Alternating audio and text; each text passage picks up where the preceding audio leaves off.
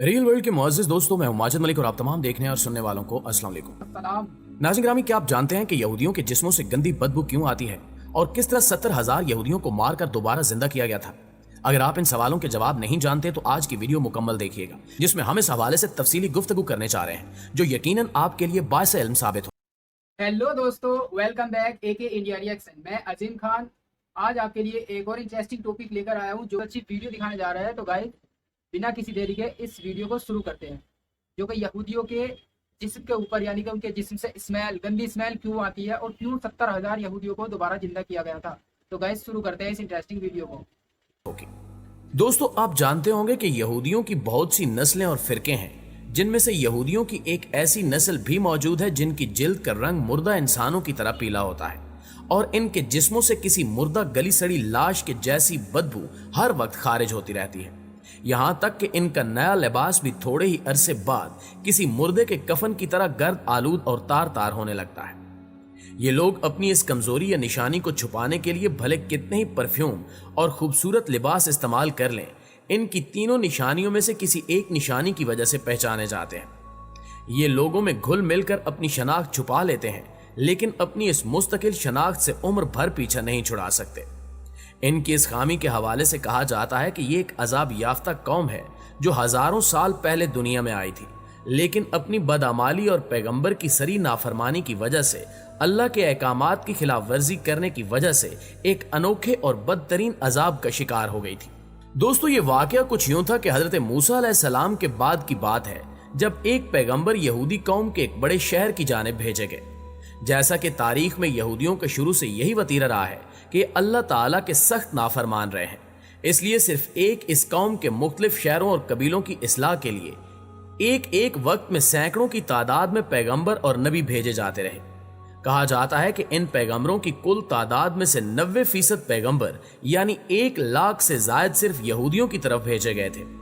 इसी तरह एक कौम की तरफ जिस शहर में एक पैगंबर को भेजा गया वो एक बड़ा शहर था जहां लाखों की तादाद में इंसान रहते थे। एक बार ऐसा हुआ कि पैगंबर ने अल्लाह के हुक्म से लोगों को इकट्ठा किया और नाफरमानों के एक लश्कर से जिहाद करने के लिए तैयार होने का हुक्म दिया। लेकिन जैसा कि यहूदी रुपए पैसे के लालची दुनियादार और जंगो जदल से दूर रहने वाली कौम है, लिहाजा इन्होंने पैगंबर को वाज़े तौर पर इनकार भी नहीं किया और हाँ में जवाब भी नहीं दिया, लेकिन बहाने बाजियों से टाल मटोल करने लगे। उस वक्त के पैगंबर इनको रोजाना घरों में जा जाकर जिहाद की तैयारियों का हुक्म देते, लेकिन वो दुनियावी जिंदगी में इतना खो चुके थे कि मौत के तसव्वुर से ही घबरा जाते थे। इस तरह वक्त गुजरता रहा और वो अल्लाह की तरफ से आने वाले इस हुक्म से बिल्कुल बेनियाज हो गए, लिहाजा इन पर अल्लाह की तरफ से अजाब लाने का फैसला किया गया। इन लोगों को अल्लाह के अजाब से बहुत डराया गया, लेकिन इनकी नाफरमानियां जारी रहीं और फिर एक रोज इनमें ताउन की वबा फूट पड़ी और रोजाना दर्जनों अफराद मौत के मुंह में जाने लगे। इस कौम के चालाक और होशियार लोगों ने जब ये सूरत हाल देखी तो उनको यकीन हो गया कि इनकी नाफरमानी की वजह से इन पर अल्लाह का अजाब नाजिल हो चुका है। चुनांचे वो लोग उस शहर से निकले और दूर दराज किसी जंगल में रहने के लिए चल खड़े हुए। वक्ती तौर पर जगह तब्दील करने की वजह से वो ताउन के मर्ज से बच गए, जिसको देखते हुए उन्होंने फैसला किया कि वो इसी जंगल में अपने बच्चों, दोस्तों, साथियों और रिश्तेदारों के साथ उस वक्त तक मुकीम रहेंगे जब तक इनके शहर में ताउन का अजाब टल न जाए। अभी इनको वहां रहे चंद दिन ही गुजरे थे कि एक दिन अल्लाह ताला ने एक फरिश्ते को भेजा और यूं इनकी चालाकी और अकल इनके काम न आई और उन पर अजाब पहुंच गया। फरिश्ता एक बुलंद पहाड़ पर खड़ा हुआ और उसने एक ऐसी खौफनाक चिंगाड़ की आवाज निकाली कि जिसने वो आवाज सुनी दहशत और खौफ से होशो आवाज खो बैठा। इसके बाद फरिश्ते ने उसी गूंजदार आवाज में पुकारा, मोतो यानी मर जाओ। इसके ये अल्फाज अदा होते ही जहां जहां पर वो यहूदी मौजूद थे वहीं पर गिर गए और उसी वक्त उनकी रूहें उनके जिस्मों से परवाज कर गईं। याद रहे कि इनमें से कोई भी बीमार नहीं था। ये लोग सभी के सभी नॉर्मल और सेहतमंद थे, जबकि इनकी तादाद तकरीबन 70,000 के लगभग थी। जंगल के अंदर जहां ये लोग रिहाइश पजीर थे वहां लाशें ही लाशें पड़ी थीं, जिनमें बच्चे, बूढ़े, औरतें सभी शामिल थे, जो बेजान होकर औंधे मुंह जमीन पर कीड़े मकोड़ों की तरफ बिखरे पड़े थे। यहां तक कि पूरे जंगल में कोई एक इंसान भी नहीं बचा था। हैरत की बात यह थी कि इनके करीब कोई दरिंदा और जानवर भी नहीं आता था, जिसकी वजह से चंद रोज बाद ही इनकी लाशें गलने सड़ने लगी और इतने लोगों की लाशों की बदबू की वजह से जंगल में और जंगल के इर्द गिर्द आबादियों में नाकाबिले बर्दाश्त बदबू फैल गई, जिस पर इलाके के लोगों ने फैसला किया कि इनको एक जगह इकट्ठा करके इनके चारों तरफ एक दीवार बना दी जाए। कुछ वक्त गुजरा तो एक रोज उस कौम के पैगंबर उसी जंगल में से गुजरे, तो उन्होंने अपनी कौम के हजारों अफराद का ये इबरतनाक अंजाम देखा तो उनका दिल भर आया। तब वो सजदे में गिरकर रोने लगे और दुआ मांगने लगे कि ऐ अल्लाह, ये नादान थे, ना समझ थे, लेकिन ये मेरी कौम के लोग थे, इनसे मुझे प्यार था, जिनके बगैर अब मैं बिल्कुल अकेला रह गया हूं।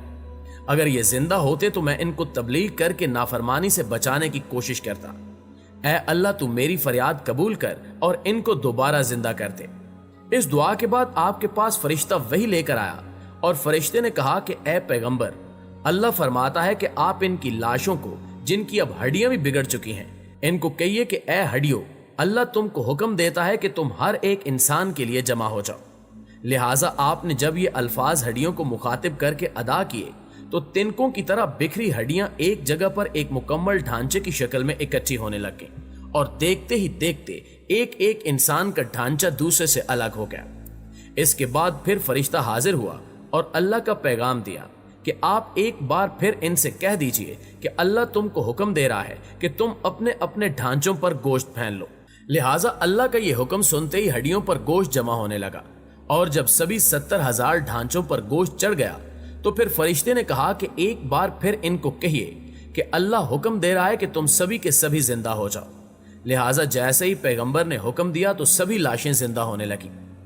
नाज़रीन ग्रामी, बेशक ये इंसानी तारीख का अनोखा और हैरत अंगेज वाकया था जब एक दो नहीं बल्कि 70,000 इंसान जो मर चुके थे एक बार फिर जिंदा हुए। लेकिन इनकी अजाब की निशानी के तौर पर इनमें एक तब्दीली आ चुकी थी जिसके आसार आज भी मौजूद हैं, और वो तब्दीली ये थी कि इनका जिल्द का रंग किसी मुर्दा इंसान की लाश की तरह पीला और जर्द हो चुका था।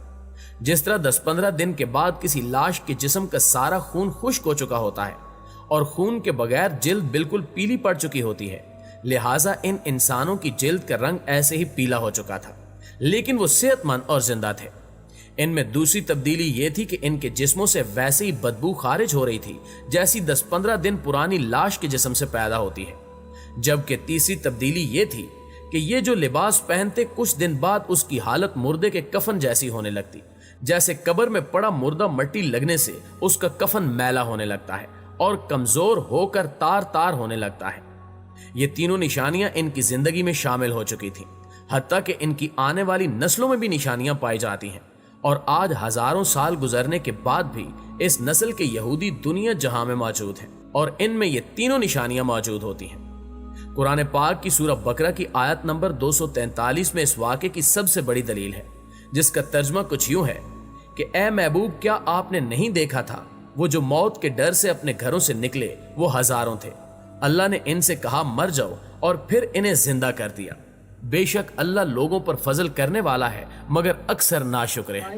तो दोस्तों, ये थी यहूदियों की कहानी। उनके जिस्म से जो गंदी स्मेल आती है, क्यों उन 70,000 यहूदियों को दोबारा जिंदा किया गया, इसी बारे में यहूदियों के इस राज के बारे में इस वीडियो में बताया गया है। तो कैसी आपको ये लगी हमारी इंटरेस्टिंग कहानी? क्या इससे पहले आप इस यहूदी धर्म के बारे में इतना जानते थे? गाइस कमेंट सेक्शन में जरूर बताएं और वीडियो को लाइक और चैनल को सब्सक्राइब जरूर करें।